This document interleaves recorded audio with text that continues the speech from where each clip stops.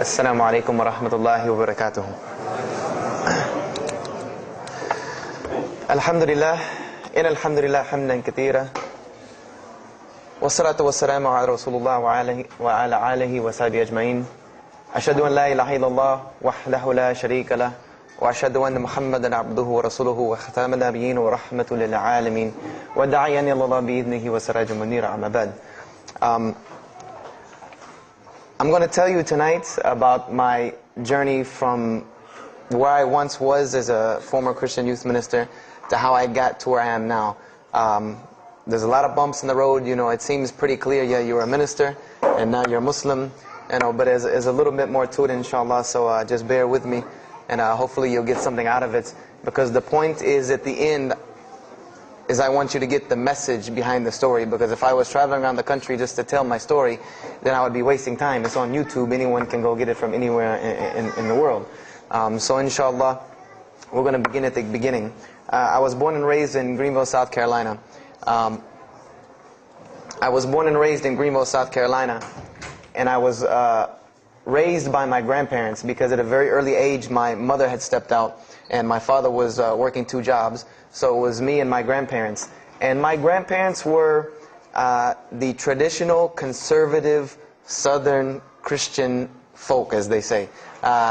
They were they were very, very conservative in their ideals and their ideologies, in their ways. You know, as you hear about, people being set in their ways, that was my grandparents. Like, we did it this way, and this is the way you did it every single day, and that was it. And we were very religious in the sense that we went to church on Sundays, we went to church Sunday evenings, we went to church Wednesday. And in Christianity, that's considered very religious. And it was not hard for us to go to church, and it was not difficult for my grandmother to drag me to church every Sunday, which as a kid is what they had to do, because the church was 2 houses down from our house. There was 2 houses, and then there was the church.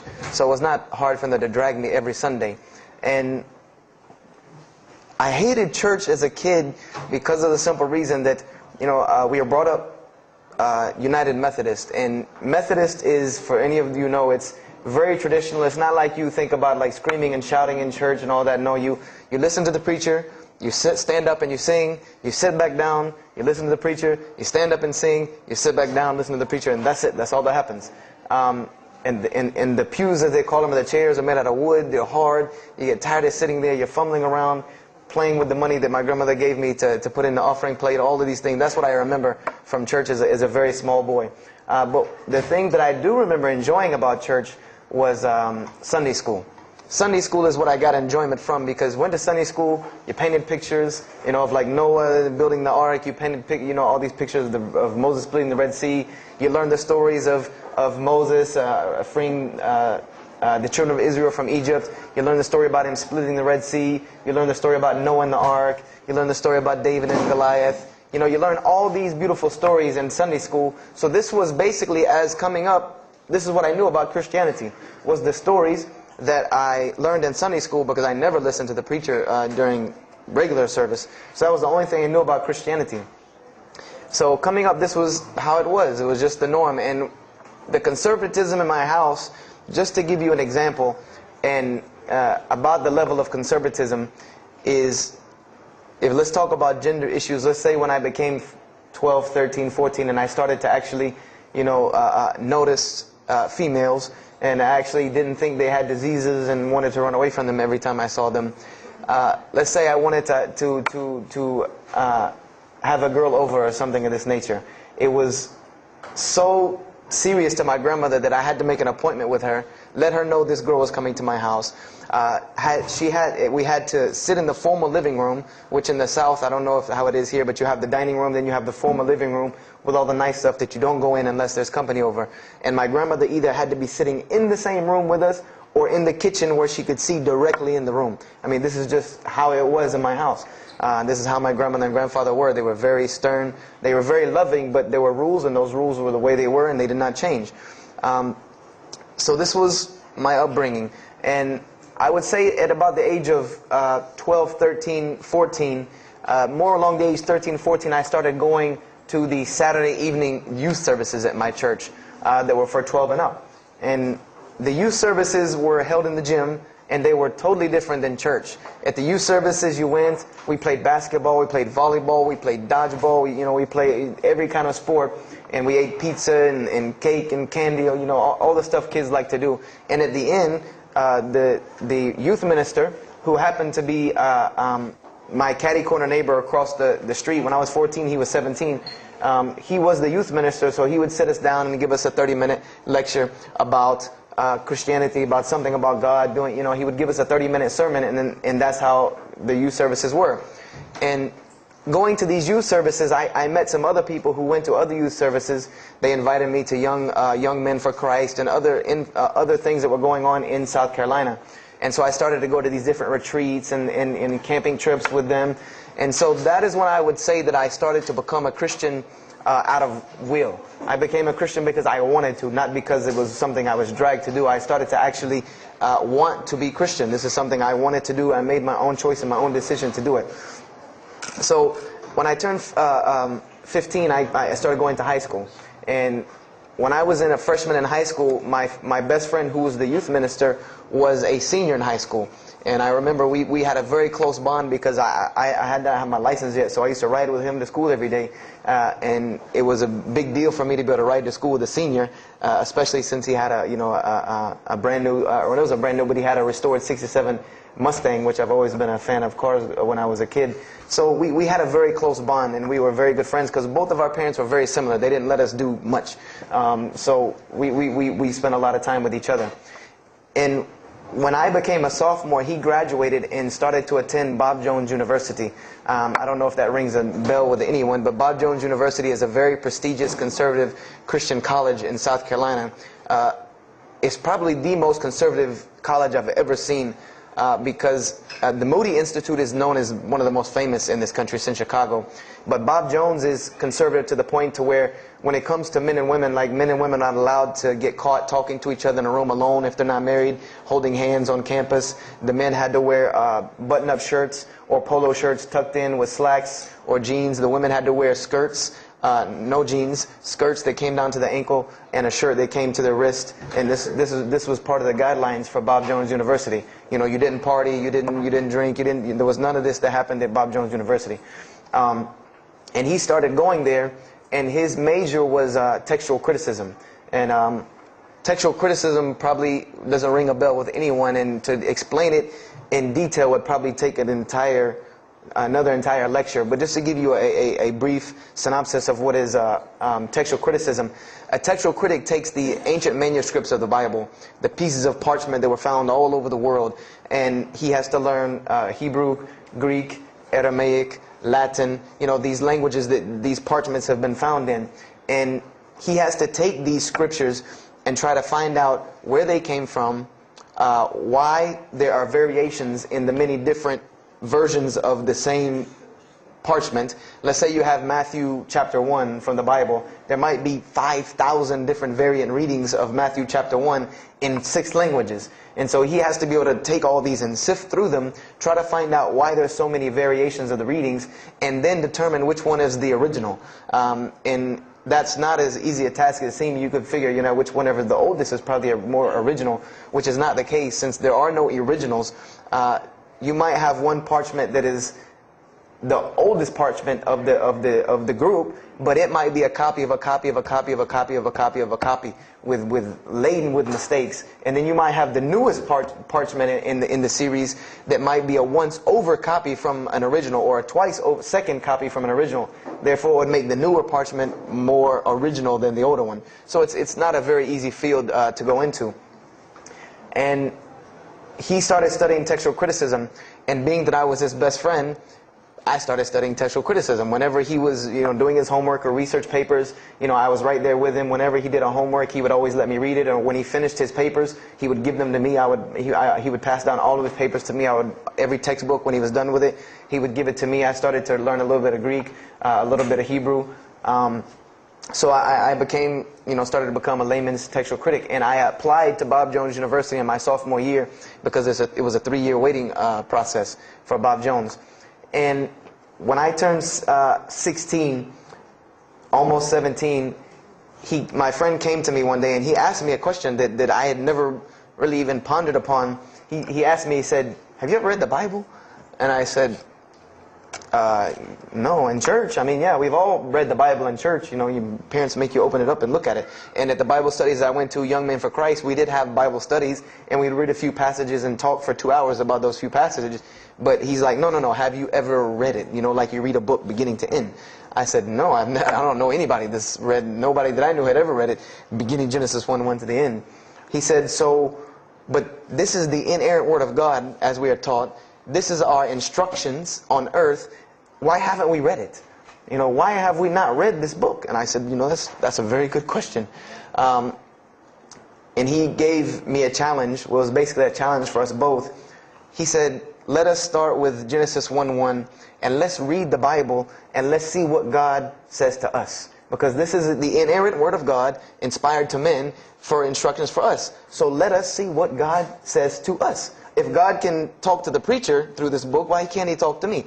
I said, you're right. I said, that's very good. I had a lot of time on my hands. I wasn't really allowed to do much anyway after school, so I said, why not? Let's read the Bible.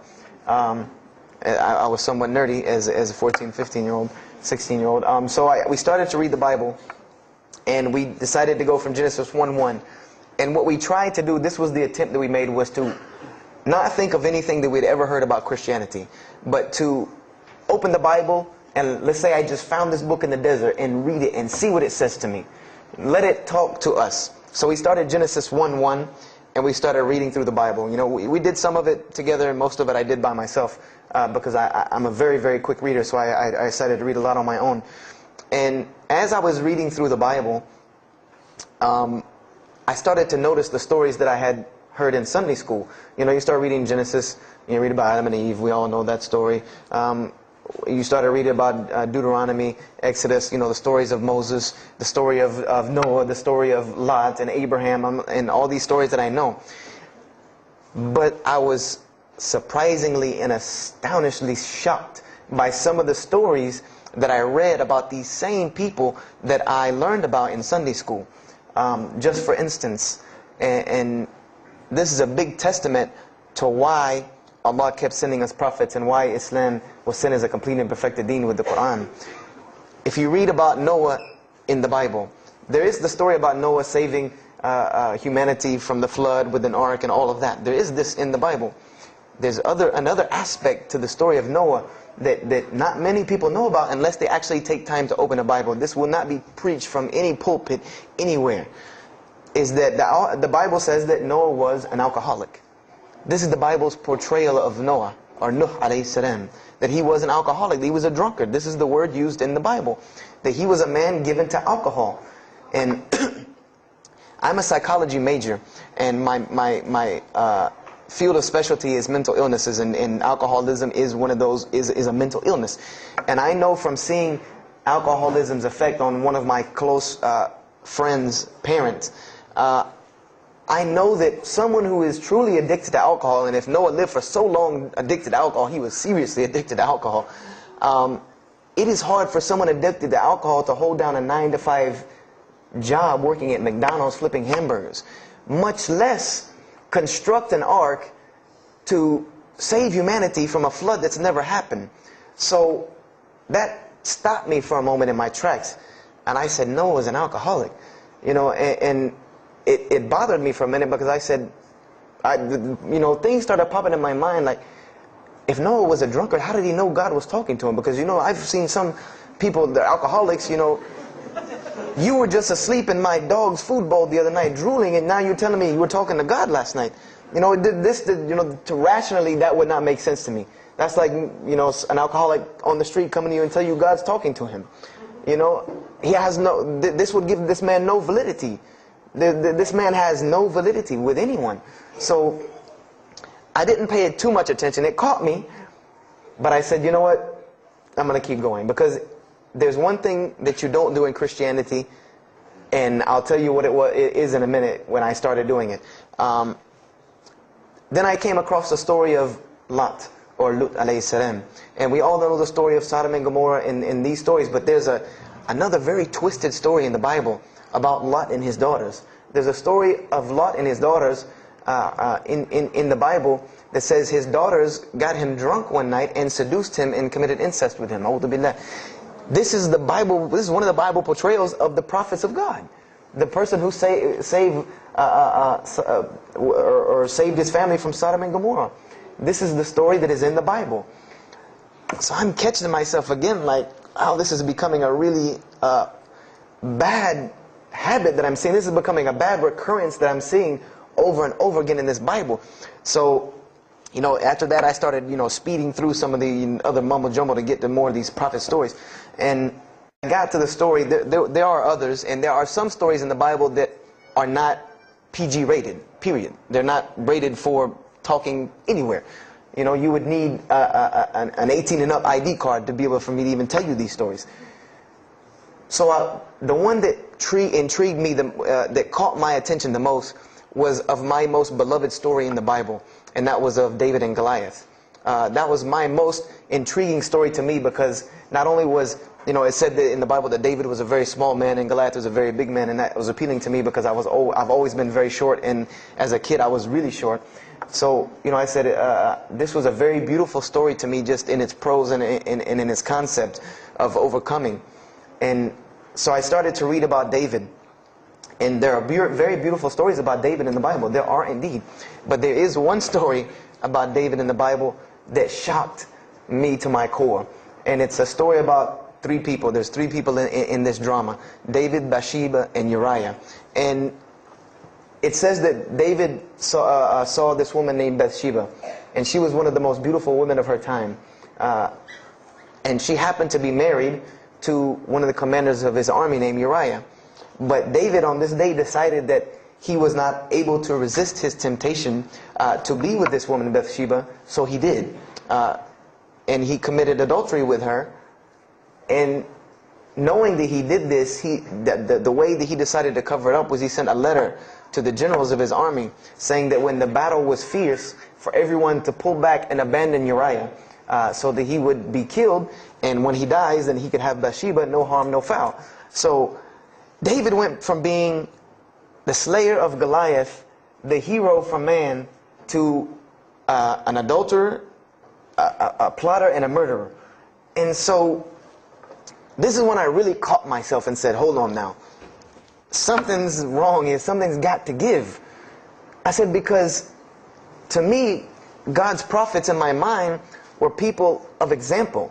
People who I could follow as an example. Someone who was supposed to be the best of us, so that we could follow them and emulate them. And they're turning out to be worse than some of the people that you see on America's Most Wanted. David is somebody that, if I only knew this about him from the Bible, I see him coming down the street, I'm going the other way and calling 911, because he has to have a warrant out on him for something. This is what I'm thinking in my mind. This man is not an honorable man at all.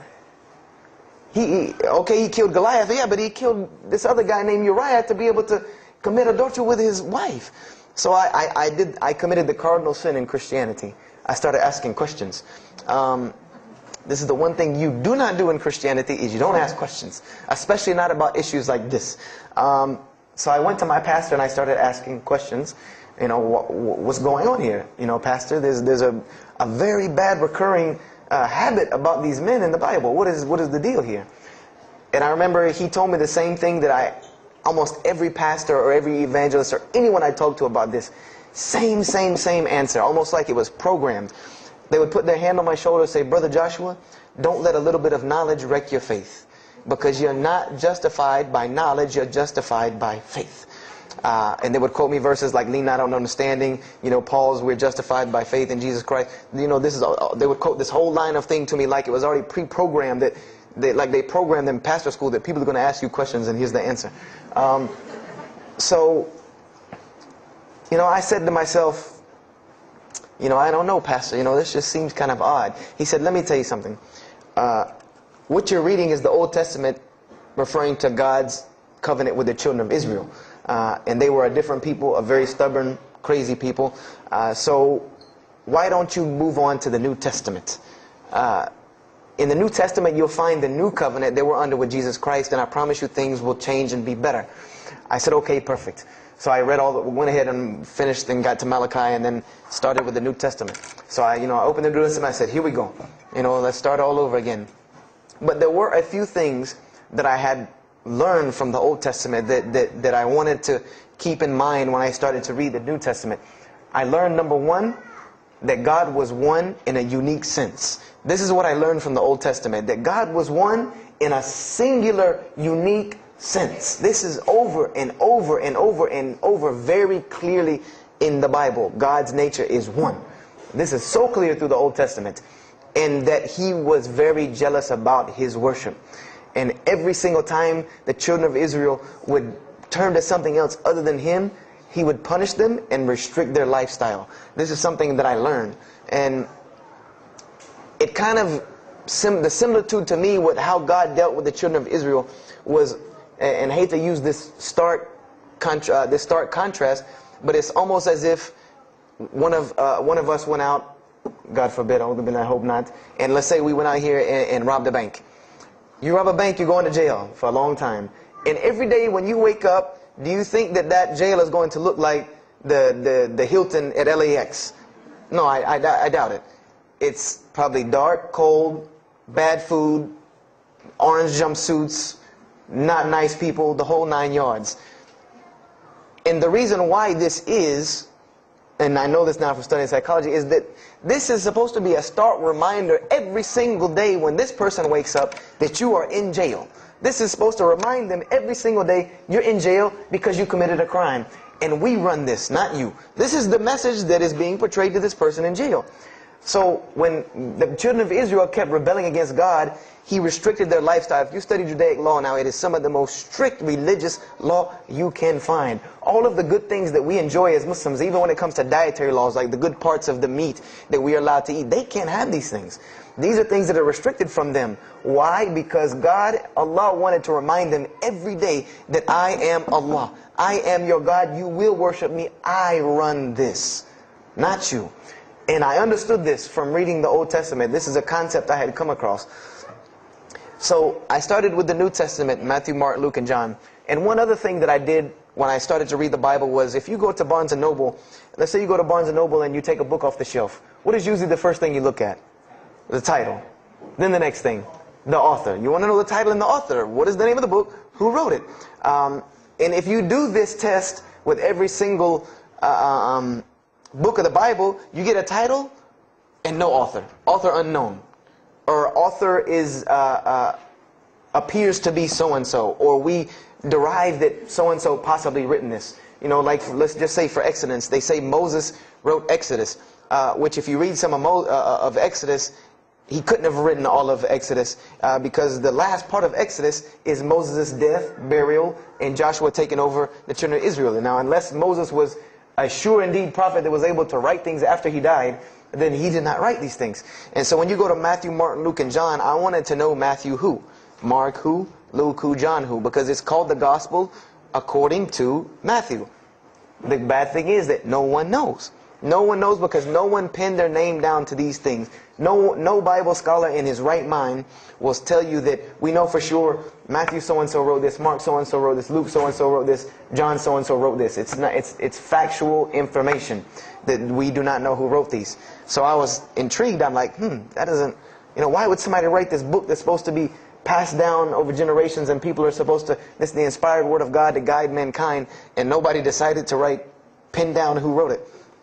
But anyway, I started to read it, and I started to notice things about the teachings of Jesus Christ. And they were not what I had learned in church. When Jesus spoke, He spoke of the nature of God. And when He spoke of the nature of God, it was the same nature of God that I found in the Old Testament. Jesus said many times that God is one. God is unique. He would even quote from the Hebrew Scriptures. Hear, O Israel, the Lord your God is but one. When He was asked, what is the greatest commandment? He was asked the greatest commandment. He said the greatest commandment, and every Muslim should understand these two concepts. This should be nothing new to you. The greatest commandment is to love the Lord your God with all your heart, with all your might, with all your strength, and then to love your neighbor as you love yourself. He said the rest hang on these two, which we know in Islam we have rights of the Creator and rights of the creation. So this was the concept that He was teaching. And he even said in 1 John 5:17, and this was more clear to me than anything else can be, this is life eternal, that they may know you, the only true God, and Jesus Christ, whom you have sent. And when you look at that in the Greek and the Aramaic, it is almost exactly to a T of La ilaha illallah Muhammad Rasulullah. Now that I know Arabic and have understood that, very same similar statements. Yes, indeed, there were some implicit statements about that you could implicitly, if you took them and separated them from everything else, you could maybe derive that Jesus was trying to claim some divinity or something for himself. But I also know from doing psychology, and I did a little bit of law too, that an implicit statement cannot override an explicit statement. An explicit statement always takes precedence. So if Jesus said God is one, and he anagorically may have alluded to God being more than one, then the clear statement overrides that each and every single time. So this is what I found through the New Testament. And I also found that Jesus taught salvation. But his salvation that he taught was obeying God and following the commandments. This was his mode of salvation. One man asked him, "Good master, tell me how I can inherit the eternal life." He said, "Follow the commandments."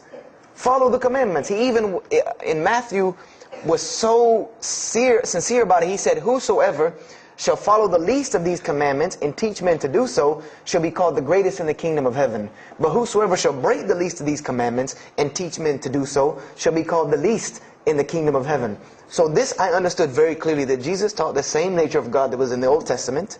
He taught that the salvation lied in worshiping God and following the commandments. This I understood. Matthew, Mark, Luke, and John were very clear about this. You know, there were other things, the only begotten Son, you know, but these things were not in red letter, so I did not give them as much weight as what I did to the actual words that Jesus Christ was saying out of his own mouth. So I read Matthew, Mark, Luke, and John. All of it was saying the same to me. I said, and I was thinking to myself, this is not what I was taught about Christianity. You know, you're taught that God is 1 in 3, 3 in 1. You know, 1, 1, 1 equals 3. You know, Father, Son, Holy Spirit. Jesus died on your cross to forgive your sin. You know, and there was another thing that I noticed from the Old Testament, and this is a beautiful lesson to Muslims, because you're asked this all the time, especially when it comes to dawah. And I never put 2 and 2 together until I learned Islam and then read the Bible one more time.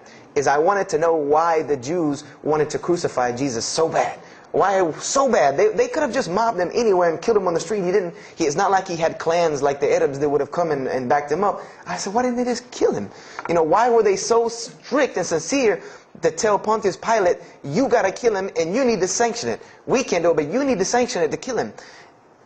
And now I understand it, was that Jesus had a mission, and that mission was to share God with the world.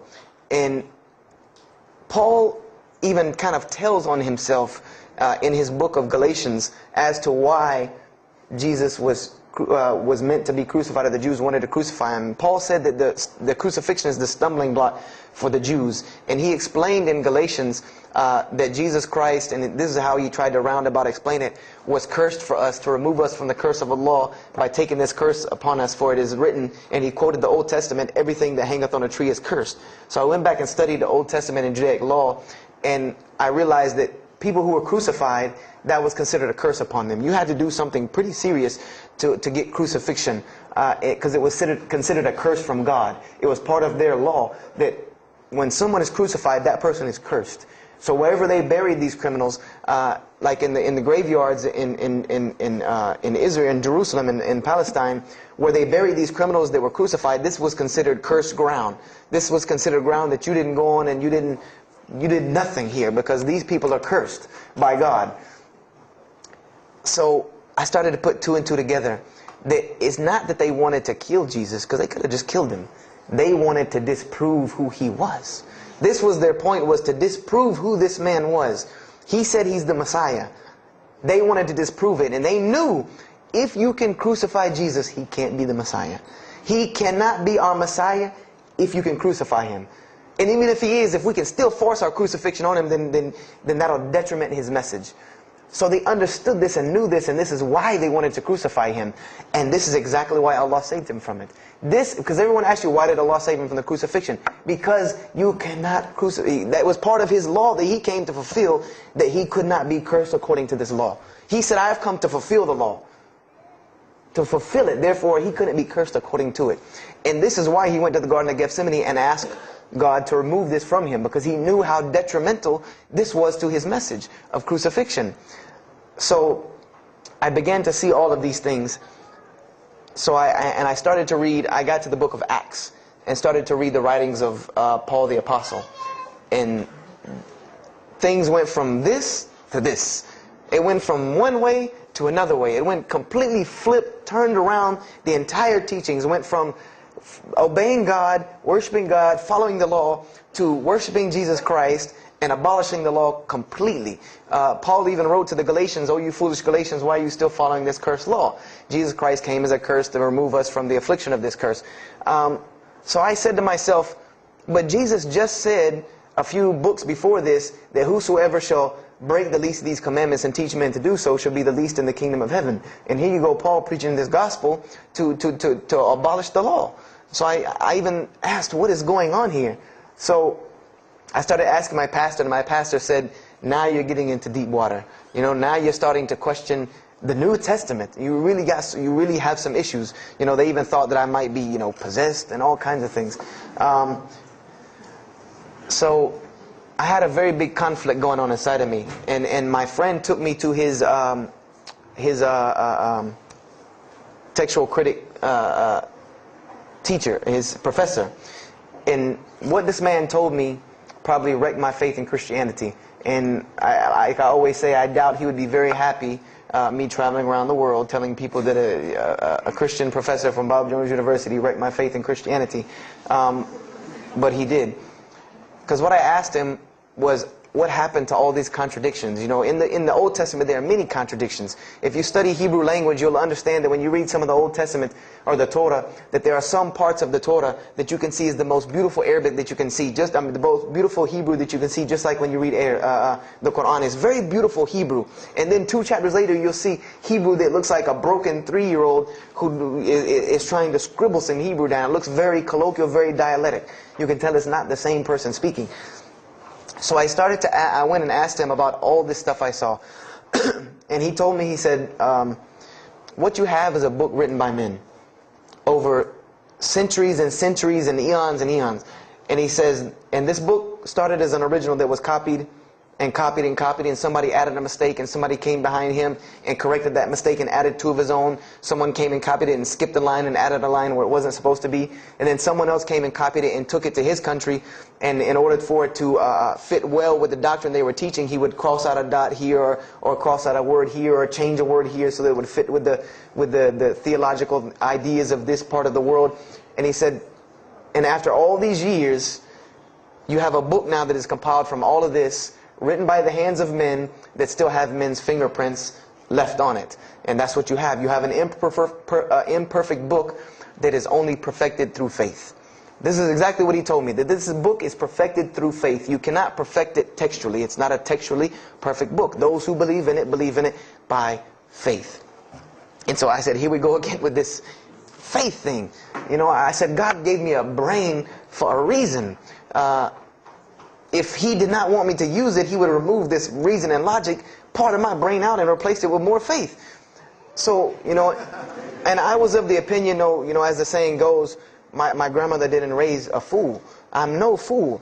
You know, I said, I can't believe in this. You know, I mean, this book I've been taught is the inerrant word of God, and you're just telling me that it's a book of errors that's only perfect through faith. That's like me taking a 1982 Datsun all beat up and saying, if you believe it can be a Mercedes. If you believe. You know, that would make no sense. You can't take a car to the car dealership and say that. No, if you really believe it, if you look at it right, it's a Mercedes. So I said, no, you know, this is a book full of errors. And God's religion is perfect.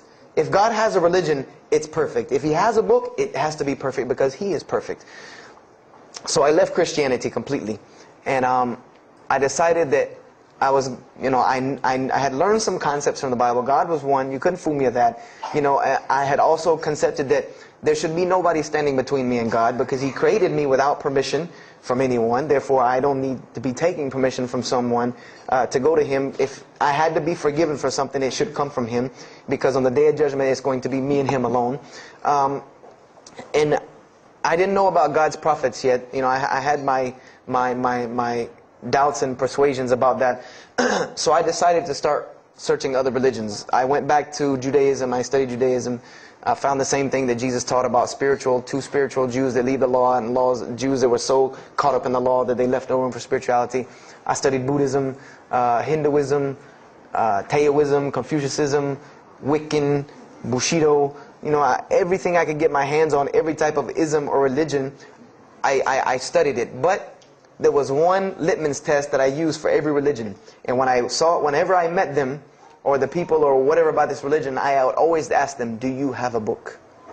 Do you have a book? Because another thing I had come to the conclusion of is that if your religion is true, you should be able to tangibly hand me something and show me that this religion is true. Give me something that I can see. I don't want to hear that faith stuff anymore.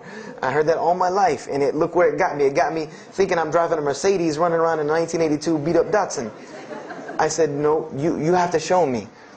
And so I read the Bhagavad Gita, I read the Torah, I read the Scrolls of Tao, I read the Code of the Bushido, I read the Wiccan Book of Spirits and Spells and all that other magic stuff they have.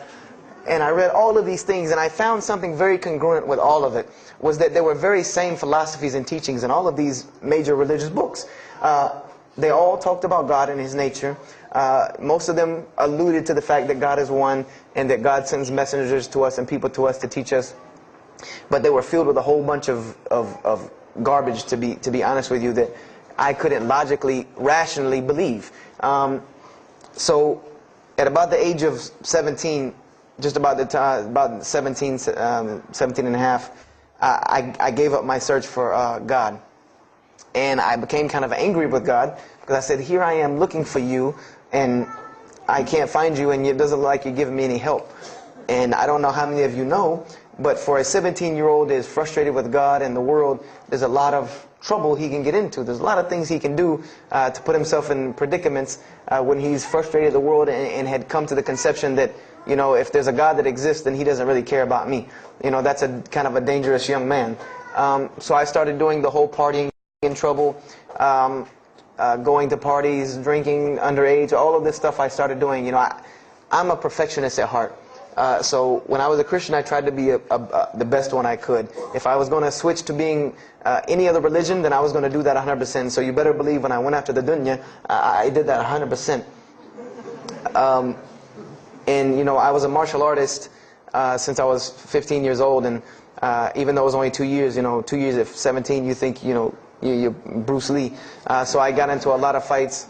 Got kicked out of school, had to go to another school, got in one fight, got arrested for a fight, and there were a couple incidences that stopped this downward spiral, because I was on a very, very quick downward spiral that would end.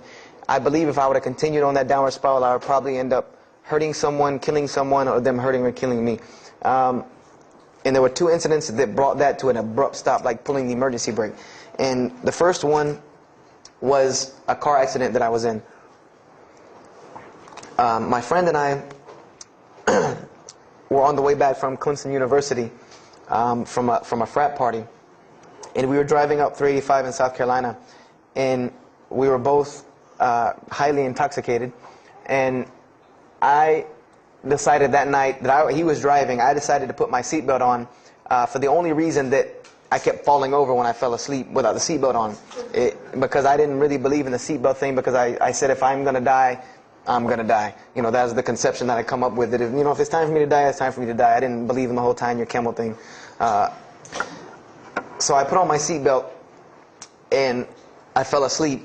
And the next thing I know, I remember waking up with the car shaking. And I woke up to grab my friend, because I thought maybe he had fallen asleep. But when I woke up, the only thing I saw was the tree line and then the pavement coming right at my face. And the window smashing and the car flipping, the whole 9 yards. And us landing in a ditch. And I remember getting out of the car. That was the first thing I thought. you know, number one, I couldn't believe that, you know, you don't really think about, oh, you're alive. No, you just move. I jumped out of the car and realized that I had jumped out of the back of the car that wasn't there anymore. It was still in the median on the other side of the highway, and the front part of the car was over in the ditch. And I drug my friend out, who was knocked unconscious, and pulled him over the side of the road. I had no injuries. I looked at myself trying to find what's missing, and there was nothing but a piece of glass stuck in my arm that I pulled out.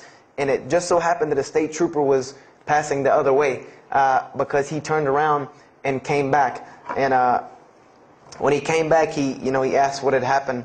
And the first thing he asked me was, did you see what happened? Because there was other people who would pull over, so I guess he thought that I was a bystander, because I started to walk towards him. He's like, did you see what happened? You know, where are the people? I said, yeah, I really saw what happened. I was in the car. You know, and he was like, you know, as they say, like the color drained out of his face, because he was shocked. He said, how were you in that car? You know, and of course they took it to the hospital. My friend got arrested, DUI. But before he put us in the ambulance, he was a man of God, because he looked at me and he told me, he said, young man, you better realize that you're on this earth tonight for a purpose. The only reason you're still alive is that God has a purpose for you. If not, you don't live through things like that. People without purpose, if you didn't have a purpose, then this night would have been your night. So you need to realize that. I said, this old man's out of his mind. You know, if God had been looking for me, he had the opportunity to get me a long time ago, so don't tell me about that God stuff now. So I paid it no attention, and about a month later, 3-4 weeks later, my friend and I, same two, he's on crutches still, we decided to go to New York City. We decided to just take off, drive to New York City. We didn't tell our parents where we were going. I said I was sleeping in his house. He said he was sleeping in my house for the weekend. So we drove to New York. And in New York, I remember going to the ATM to get some money. And in New York, they have these ATMs where you have to go in the little glass room to get your money at ATM. I don't know if they have that here or if any of you have been to New York.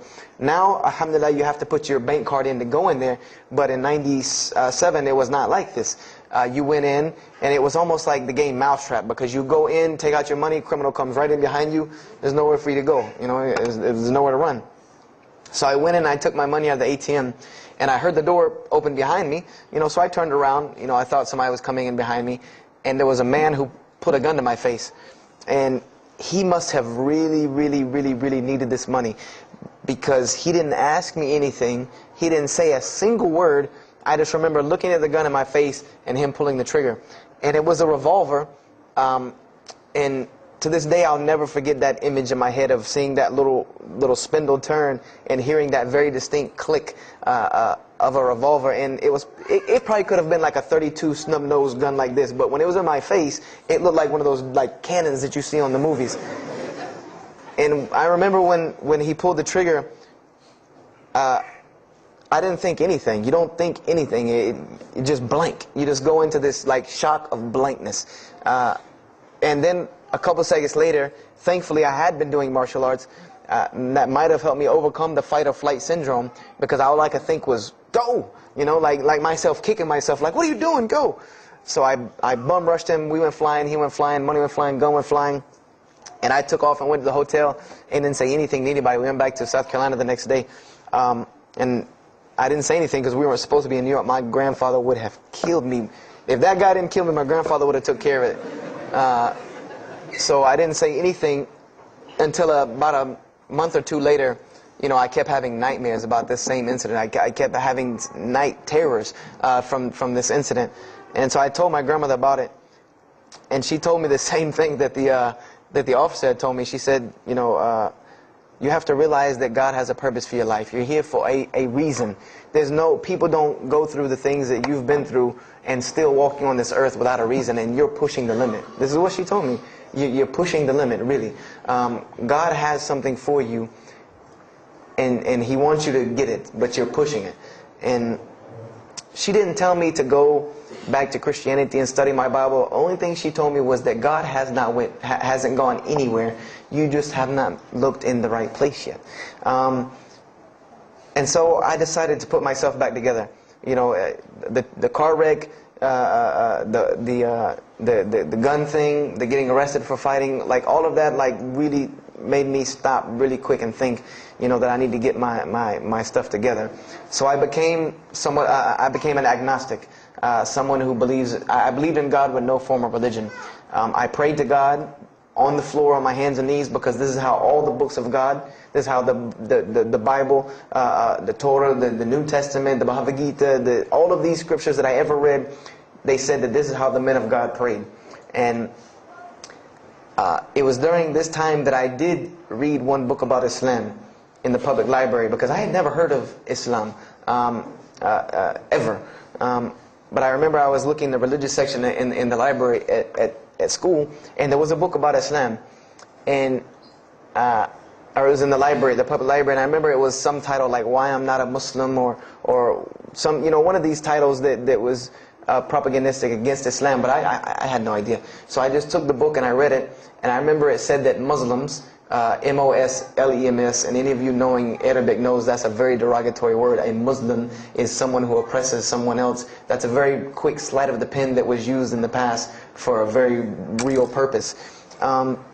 It said that Muslims were people who worshipped a moon god named Allah, who lived in a box in the desert in Saudi Arabia, and they were oppressive to women. I remember there was a whole chapter about how they could have 4 wives and as many as they want, actually, because they could marry 2, divorce 1, get 3 more. This whole, and it said that I remember the one thing that really caught my attention was the whole chapter on jihad, where it said that Muslims were allowed to kill non-Muslims at any time, at any place, without discretion, and it was an honorable act, and not only would they go to heaven for it, but they would get 70 virgins on the way. So I closed the book on Islam, put it back on the shelf, and marked off Islam off my little list of religions, and said thanks but no thanks, and if I ever see a Muslim, I am out. And I said I'm pretty safe in Greenville, South Carolina. I had never seen a Muslim ever. So I said, I don't have to worry about running into no Muslims, thank God. So, I started, just worshiping. I tried to just be a good person, pray to God, ask Him for guidance, try to be a genuinely good person. And I remember what changed is when I met a Muslim. I met a Muslim who I had met a couple of times at school. We had went to school together, and I knew him, but I never knew that he was Muslim. And there's a couple of reasons why I never known he was Muslim. Because he was African American, number one, and the book said that Muslims were Arabs. And number two, I didn't know, I thought Muslims ran around, marrying as many women as they want and killing non-Muslims. I didn't know that they could also be part-time drug dealers. So I never knew that this guy was Muslim. I didn't put 2 and 2 together. So we were at his house one day, and me and my other friend, the one that I got into a lot of trouble with, I'm trying to keep him out of trouble now. We were at his house, and we were debating something about religion. I forget what even the topic was, but you had 2 teenagers thinking they know everything. And I was trying to explain something to him about the Bible. And that guy came in and was listening. He said, "Have you ever heard of Islam?" I said, "Yes, I've heard all about Islam." He was like, "Okay, so what do you think of it?" I said, "What do you mean what I think of it? That's probably the worst religion I've ever seen on the face of the planet." He's like, "Why?" And he's like, "But I'm a Muslim." I was like, "Man, stop playing." Like, you're an African American. He's like, "So?" I'm like, "The book said you guys were Arab. All the Muslims were Arabs." He was like, "What else did you read in the book?" And I told him. He was like, "Man, what in the, what have you been reading?"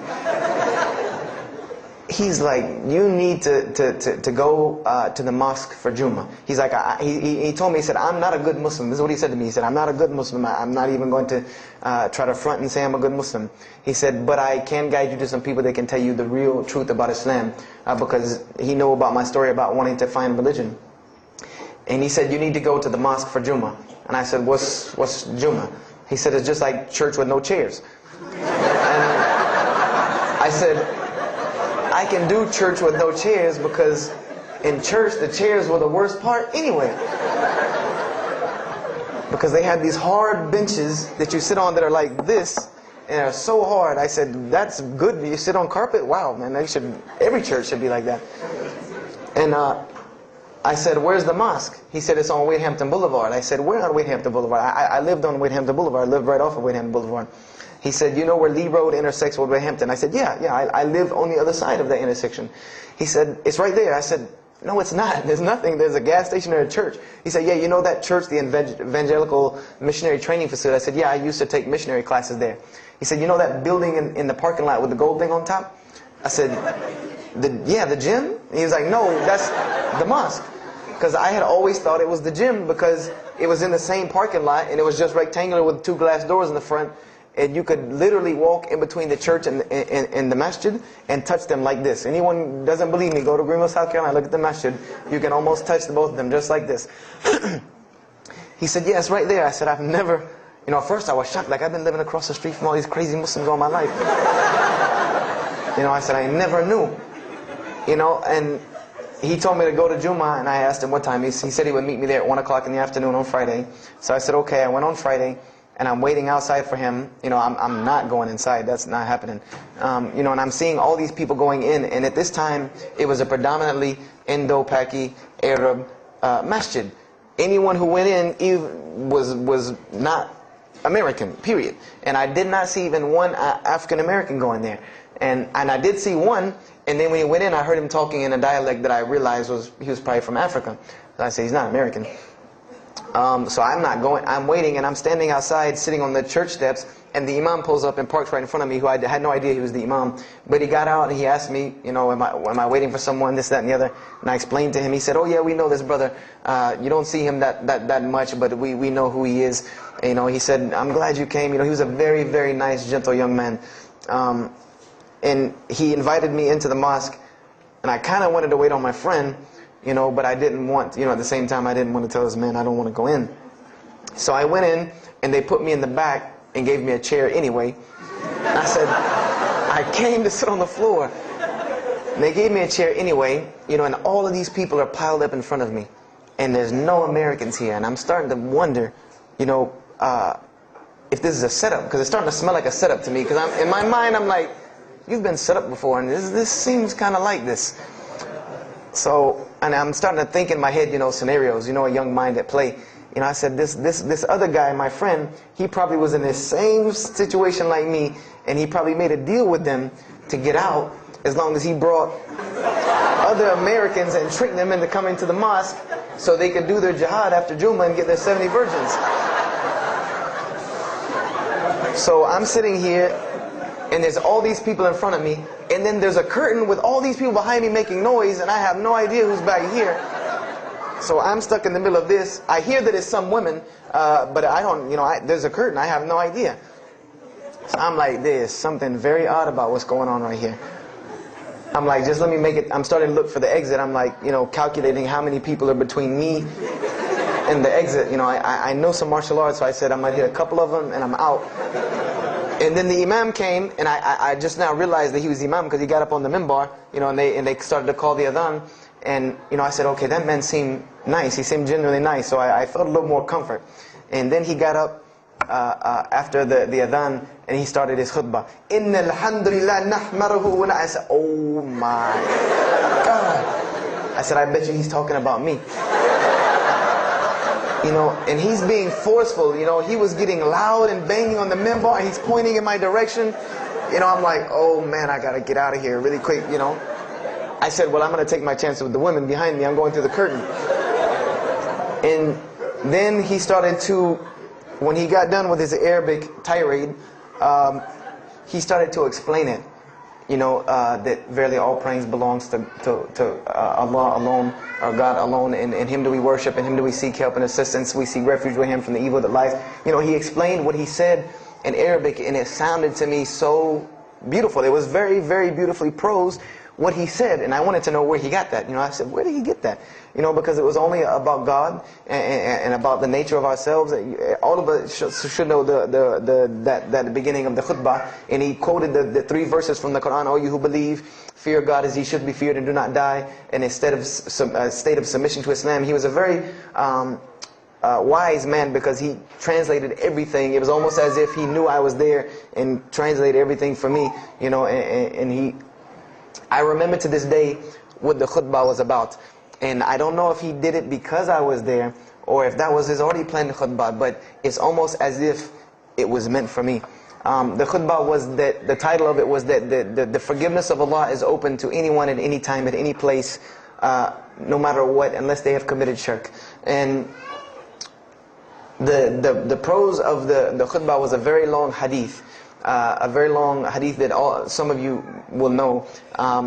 And just to make it short, it was the hadith where the Rasulullah ﷺ met Angel Gabriel or Angel Jibreel, and Angel Jibreel was telling them to tell him that if the Muslims commit this certain sin, to tell them that Allah would forgive them. And every time he would tell the Muslims, they would say, okay, well then what about this sin? And he would go back and meet with Angel Jibreel, and he would go back and come back and say, tell them that Allah will forgive him for that. And this discourse happened, for many different sins. And then finally Angel Jibreel alayhi salam said, tell them that Allah has said, no matter what they do, even if their sins are compiled, like the oceans are from the east to the west, as long as they have not associated a partner with Allah, tell them that Allah will forgive them. And I remember he told me that, or he said that, that the door of repentance to God is open as long as you have not seen the angel of death or the sun hasn't risen from the west. I didn't really understand the sun risen from the west thing at that time. But, and he said that, God's forgiveness has to come from God alone. This was the whole premise of his khutbah, was on forgiveness and tawbah. And I was saying to myself, these are all of the same concepts that I had formulated through reading the religious scriptures myself. And I'm asking myself, where did he get this stuff from? Where did he get all this? And he started using names like, he used the name Ibrahim alayhi salam, he used the name Musa, and I'm like, he translated it to Abraham and Moses. I'm like, where did he, where is he getting these? These are names from the Bible, I know these people. And so after the khutbah, they started lining up for the prayer. And I got apprehensive because everybody's getting up in front of me and blocking my exit from the door. And so I guess one guy in the back saw me, and because I had to move back a little bit, he said, we're about to pray. And I said, pray to who? And he said, to God. I said, which one? And he said, the one that created the heavens and earth. The same one that's in the Bible, the only creator of the heavens and earth, the only God. I said, yes, I know him. And so the Imam started to pray, and when he recited the Quran, I know it sounded very intriguing. I had no idea what it was. But then when I saw Muslims bow and prostrate on the floor, verses and verses of every religious book that I had ever read started ringing off in my head, that this was the way men of God prayed. And the first thing that I could think of in my mind was, this is worship. That's what I said to myself. This is not prayer, because prayers are asking God for something. These people are worshiping God. So I said to myself that you've written this religion off way too easily. I thought I was a much more open-minded person than that, and I was ashamed of myself that I had written it off with just one little book. I had put all these studies into the other religions. I read this one thing about Islam and was done. So I went to the Imam after Jummah. He talked to me, and I would have to say that I was probably a little bit rude with him. And I've asked him to forgive me. I saw him a few years later. I said, you got to forgive me for the first time you saw me. Because he started telling me, would you like to know a little bit more about, he had a very heavy accent, he was an Egyptian brother. Would you like to know a little bit more about Islam? He tried to give me some pamphlets. I said, no. I don't want any of this right here. I said, do you have a book? This is what I wanted to know. Do you have a book? Can you give me? He said, yes, we have a book. I said, it's called the Quran. I said, can I read it? Is it in English? Can I read it? He said, sure, you can read it.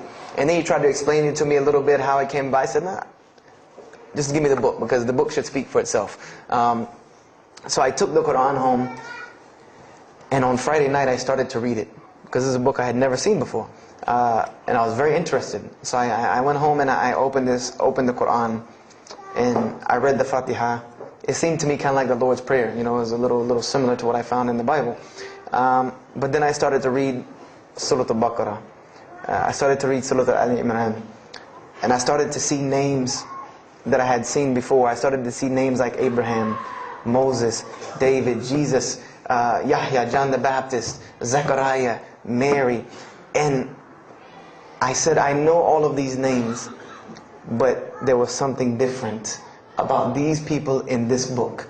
The prophets that I found in the Bible were people that were deplorable, of not very good character.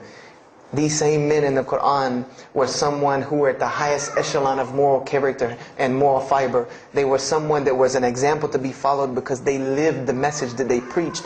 Therefore, they were able to be followed and emulated.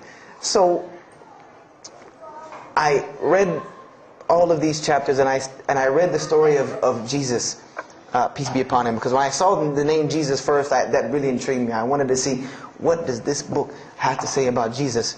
And I read the story in Ali Imran, and I read the story in Surah Al-Maryam. And it was more beautiful than anything I had ever read in the New Testament, or any nativity story that I had ever heard. It was more beautiful than that, times 10. I remember the only thing that I could capture in my mind was the miracle of how, because in the Bible you never really figure out the conflict of how Mary gets over this finger pointing at her about her coming with a baby and she's not married. There's no real end to that. There's no real defense for her from this in the New Testament. But the Quran is so explicit and so clear that Jesus' first miracle was to speak from the womb, to speak as a baby and defend the honor of his mother. Something that you cannot deny, something that you cannot deny about her, who Mary was, when you have this baby speaking on her behalf. So I would say I read the Quran entirely in 3 days. But that first night, after I had made it through Surah Al-Imran, my heart was already given to this book. I didn't know what it meant to be a Muslim. I didn't know how to be a Muslim. I didn't even know what that meant. But I knew that whoever it was that followed this book, I wanted to be like these people. I wanted to be like the people that I read about in this book. These were people I could follow. These were prophets. This was a book of guidance. And this was something that the book is calling and appealing to me. That if you don't believe in this book, you never see that. I've never seen this in any other scripture. The direct challenges that are in the Quran, that if you don't believe this book is true, put it to the test. Put it to the test. And this was something that was so astounding to me, that God is telling you over and over again, if you don't believe this is the truth, test it. Bring me something else like it. Test it. Put it to test. If it was written, if there was more than, all of the analogies about God, everything was so logical, so rational, so reasonable in my mind, that it was like 2 + 2 = 4, and that was it. There was no 1 + 1 + 1 = 3, egg, yolk, water, fight. There was none of that foolishness. The Quran was very direct and very straightforward in its teachings. So I gave my heart to Islam that night in my living room, reading the Quran, and I cried and cried, that I had been looking for the truth all this time, had searched all this way, and it was right across the street from my house. And so I went back on Monday to accept Islam and ask these Muslims where in the world they've been all this time. And I go ready to go in there and do my thing, and I go and the masjid is locked. And because they only came on Fridays and for Isha during that time, and I didn't know. So I said, okay, I guess I have to come back on Friday, because every time I passed by the masjid after that, it was always locked. So I came back on Friday and I took my shahada, and as they say, the rest is history. But I don't travel around the world, and this was in December of 1998. I don't travel around the country and the world telling my story, just for the entertainment value. Even though I've been told it does have some entertainment value, I don't tell it for that person for sure. If that was the only reason, then you could just get it off of YouTube and it was the same exact story. I'm going to finish with this, and I hope you can give me 10 more minutes, inshallah, to tell you why I go around telling my story. I tell my story to let everyone realize that there are millions and millions of people just like me. Just like me in 1998, searching for the truth, can't find a way out. There are millions of people. There are probably millions of people in California, hundreds and thousands, if not millions, right here in in Orange County and Los Angeles in the Southern California area, that want to know the truth, that are tired of hearing the same garbage preached to them over and over again, tired of this shaitan box telling them the same thing over and over again, tired of the world being in the condition that it's in, tired of their life being in the condition it's in. And we as Muslims have the solution to every single one of their problems. And guess where we keep it at? Right here inside the masjid. Right here inside the masjid, we have all of this truth. We have the solution to every problem in the world. You want to solve the world hunger? The problem of world hunger? Islam has the problem. You want to solve the problem of world poverty? Islam has the answer. You want to fix the economic situation of this country? Islam could fix it tomorrow. And this was in an op-ed piece in the Washington Post. In the Washington Post, there was an op-ed piece that the two markets that are falling apart in this country are investments and housing. And there are two people in this market that while the rest are bottoming it out, this market is steadily climbing. It's not getting rich overnight like people want to, but it is continually going up, and that is Islamic financing and Islamic housing markets. These two things are so steady and so strong that economists in DC are trying to figure out how they can take some of these Islamic principles, from these investing and housing firms, and plug them into this system to give it some stability, because they realize that you won't get rich overnight in the Islamic system, but it will be stable. It will be something that will give stability. So they are starting to find out that Islam has the answer and the solution to their problems. But we already know this. We already know this, that we can solve every world problem with Islam. We'll put it into it. But the problem is, we're hiding it from the people. Unfortunately, willingly or unwilling, knowingly, unknowingly, we are hiding this from the people. And there's a statement in the Quran and that Allah warns the Jews about what they did with their religion. And it is a statement that is left in the Quran for us, that verily those who conceal the evidences and the clear proofs, after we have made it clear for them in the book, they are those who are cursed by Allah and cursed by those who curse, unless they repent and reveal that which they have been concealing. Those I will accept their repentance, because I am the one who accepts it, the most merciful. We have become guilty just the same way the Jews have of hiding the truth about their religion. When they saw the Prophet Muhammad ﷺ, they knew the truth and wanted to hide it. People, we know the truth about Islam, and we are hiding it. We as Muslims are running around begging Allah for dignity and honor and help, when He has already given it to us in this deen. Everything that a Muslim could ever want has already been given to him in this deen of Islam.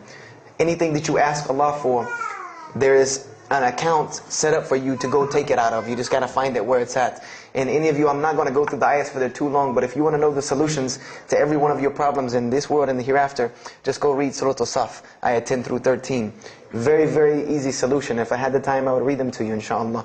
But we have the cure to every disease in the world, and we're not giving it to the people. And I want to use this as a parable, because I really want this to hit home with you. Let's say, what is your name, brother? Abdullah, mashallah. Let's say me and Abdullah are best friends, we're brothers in deen, we're roommates, and we've been roommates for years and years and years. And let's say brother Abdullah has contracts an illness, a disease that is one of the most painful diseases that any human being can ever go through in his life, and it's not something that is going to kill him quick.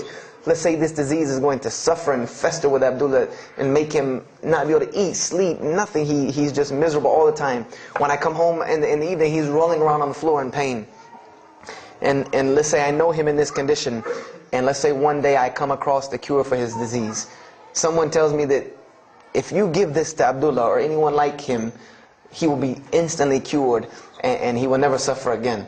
And let's say I take that and put it in my pocket, and I don't give it to Abdullah. Why? Why don't you give it to Abdullah? Well, number one, I'm way too busy. I have 2 jobs, going to school, I have a long commute back and forth, I gotta drive up and down the 405 every day. I don't have time to give Abdullah this medicine, man. If he wants the medicine, he'll go get it himself. I don't have time, I'm really busy. Number 2, I'm not a doctor. I should not be prescribing Abdullah medicine, and I'm not knowledgeable in medicine. He should, if he wants help, he should go see a doctor. I'm not a doctor. Number 3, Abdullah's, please forgive me, but Abdullah's kind of stubborn. He doesn't really listen very well. He probably, he's kind of set in his ways. So even if I tell him this medicine is good for him and it'll cure him, he probably wouldn't even take it anyway. So why waste my time? Do any of these excuses sound familiar? And let's say I don't give this medicine to Abdullah and he dies. And let's say he dies the most painful death that you can ever imagine. I want to ask you a kind of rhetorical question. I want to ask you kind of a rhetorical question. Do you think on the Day of Judgment that Allah is going to call me and Abdullah up and ask him about this incident between me and him because I've oppressed him? I have oppressed him. I've allowed him to suffer knowing that I could ease his suffering. I'm sure Allah is going to ask us about this. But you know the beauty about Islam is that if Abdullah was a good Muslim, bore this disease patiently and died, he dies as a shaheed, inshaAllah. And on the Day of Judgment, this is how beautiful Islam is, that he could very well come before and Allah ask us about this and Brother Abdullah say, you know what? Allah, I forgive him. So you forgive him. This is the beauty of our religion. And Allah will forgive me. But the disease I want to tell you about is the disease that every single non-Muslim walks around with every single day, and they don't even know it. It has no real physical symptoms, and that's the disease of shirk, the disease of being jahl, being ignorant about Allah subhanahu wa ta'ala. Allah gives them life, and they worship someone else. Allah feeds them, and they thank someone else. He created them and fashioned them in the womb of their mother and knows them better than they know themselves. And they have no idea who He is. They don't even know who He is. If that doesn't pain your heart to see a person in this condition, then for sure the hearts have become hardened. Because when I see non-Muslims, especially when I sit in places like airports, I see this disease. I see it on them. I see them walking around with it. And there's so many of them passing me, I think to myself, there's no way I could talk to all of them. There's nothing I can do. And this disease is something that not only is not going to show up as a physical symptom, and is going to leave them ignorant about Allah subhanahu wa ta'ala, but when the day they die, they will die the most physically painful death that anyone can ever suffer. The Rasulullah ﷺ said that when the angel of death comes to the disbeliever, it doesn't come kindly. He yanks the soul through the nose, and it's as if his flesh is torn from his bones. It's as if they take Brother Abdullah and turn him upside down and stuff him in a human paper shredder. This is the death that is waiting for those who do not know Allah subhanahu wa ta'ala. And you know the unfortunate thing? That while you've been sitting here listening to me, thousands of people have died.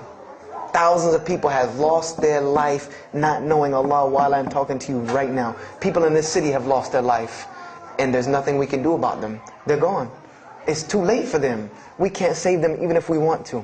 And that's a deplorable, deplorable, sad, sad fact that we can't save them. But there are many, many, many, many who we can save.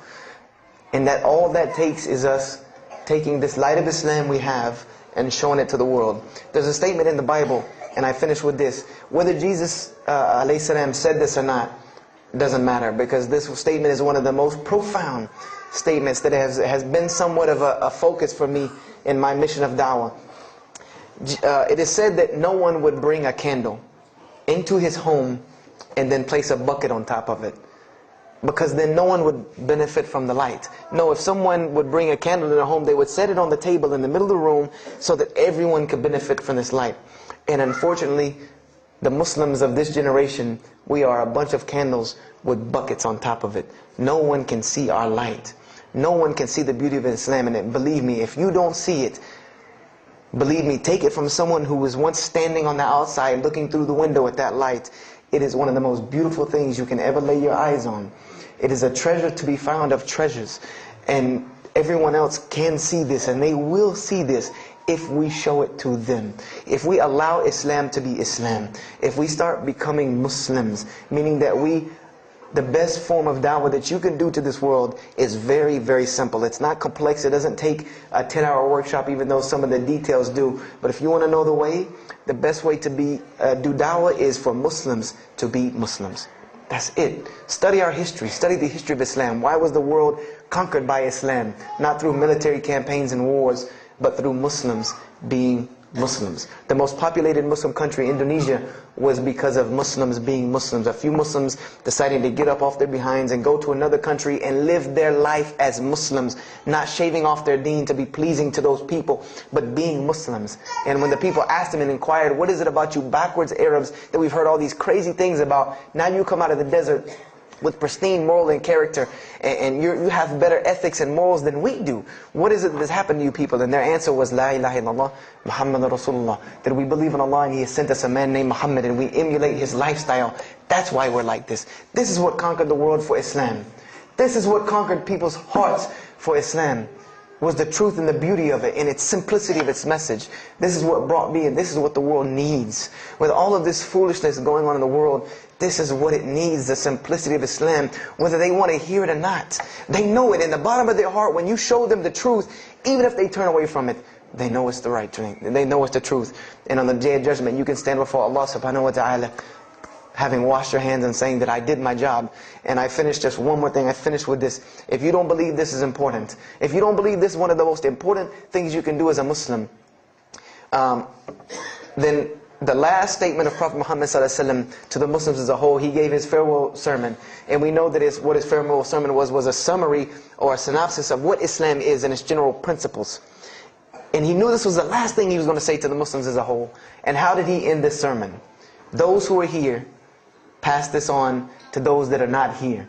For verily it may be that the last one that hears my message may understand it than those right here among us. He gave a command to those Muslims to pass it on, and for those Muslims to pass it on, and for those Muslims to pass it on, until there was no one left to hear this message. This was a command he gave, the last command he gave to this ummah as a whole. And then what happened? He pointed his finger to the heavens and said, "O Allah, bear witness that I have indeed conveyed your message." And upon saying this, what happened? Allah revealed the surah, "This day I have perfected for you your deen, and completed my favor for you, and chose for you Islam as your religion." And the last statement that Prophet Muhammad ﷺ gave to us before this was revealed was that we must pass this message on. He gave us that duty. He took that duty that was only reserved for prophets. No one else, no other. If you don't believe me, go read Surah Al-Bayyinah about what was commanded of the other nations. No other nation was given this opportunity and blessing to pass on this deen except us. Because there are no more prophets coming. So the job falls on our shoulders. Qurans are not going to fall out of the sky and hit people when they're walking down the street. This job has now become ours. And just like if the Prophet Muhammad ﷺ had not done his mission, he would have been accountable before Allah. If we do not do our job of spreading this message of Islam, we will stand before Allah on the Day of Judgment. Don't be the person standing before Allah on the Day of Judgment and your neighbor that you've known, your co-worker that you've known 10, 15, 20 years come and find you and tell you, you knew this day was coming. You knew this day was coming and what was going to happen to me, and you did not say anything to me. And those people will complain to Allah about us. They will complain to Allah about us. Because we have the truth right amongst them, and we're not giving it to them. We need to stop hiding it in our masjids, in our homes, in our hearts, and we need to give it to the people. It's beautiful, trust me. Just hand it to them. Just hand it to them. I promise you they'll take it, because it's something that is so pure and pristine. And now forgive me for probably going over my time, and if we have time, I want to leave some time for questions and answers. I will be outside to take any questions and answers. The only last thing I want to announce and let you brothers and sisters know is one of my biggest dawah projects is a DVD project that I do. And my goal is to put a DVD about Islam in the hands of every single person in the United States of America. Right now I'm working on Florida and I have other brothers working in other places because people will watch a DVD. We did studies on this, and people will watch media before they'll read a book or before they'll listen to an audio CD. And alhamdulillah, through these DVDs we've gotten, I would say, an average about 2 shahadas a month. Because my personal contact info is on the DVDs, and people watch them and they call me and I converse with them, and usually most of them accept Islam. I just had a shahada the day before yesterday from Irvine, Texas, from someone who had bought the DVD and given it, a Muslim had bought it, gave it to his friend. His friend hated it or didn't want it, so he gave it to another person, and that person gave it to a co-worker at work who watched it and accepted Islam. So this is one of my biggest projects.